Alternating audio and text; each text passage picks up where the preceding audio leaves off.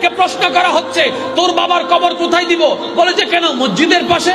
বলে যে কেন, পারিবারিক কবরস্থানে, না হয় এলাকার কবরস্থানে? তো তোর বাপ যে 10 কোটি টাকা দিয়ে গর্ত বানাইলো, এখানে দেশ না। পাগল হয়েছ? এখানে দিলে আমরা থাকবো কিভাবে? এখানে দিলে আমরা চলবো কিভাবে? এখানে দিলে আমরা ঘুমাবো কিভাবে? আরে না না, দরকার নাই, যেখানের মাল ওখানে ফালাই দাও। এটার নাম দুনিয়া।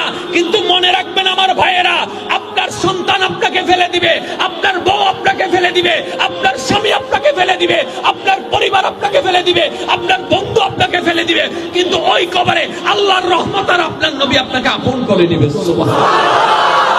রব্বে করিম কোরআনের মধ্যে বলে, এ আমার বান্দা, মা গাররাকা বিরাব্বিকাল করিম, ও আমার বান্দা, কেন তোকে বারবার আমার থেকে দূরে সরে যাচ্ছিস? মা গাররাকা বিরাব্বিকাল করিম, কোন জিনিসটা তোকে আমার থেকে বারবার দূরে নিয়ে যাচ্ছে? খাওয়াই আমি, জমিন আমার, দেহ আমার, দেওয়া আমার, শক্তি আমার, নিঃশ্বাস আমার, ব্রেন আমার, দন আমার, চোখ আমার, হাত আমার, নাক আমার, তোর আফাত ও মস্তকে বান্দা যা আছে সব আমার দেওয়া। তোর মাকে আমি দিয়েছি, তোর বাবাকে আমি দিয়েছি, তোর ঘর আমি দিয়েছি, তোর খাওয়ার সাথ আমি দিয়েছি, তোর গ্রামও আমি দিয়েছি, সব আমি দিচ্ছি। মা গাররাকা বিরাব্বিকাল করিম, কোন জিনিসটা বারবার তোকে তোর রব থেকে দূরে নিয়ে যাচ্ছে? বান্দারে মনে রাখবি, একটা দিন আসবে আজ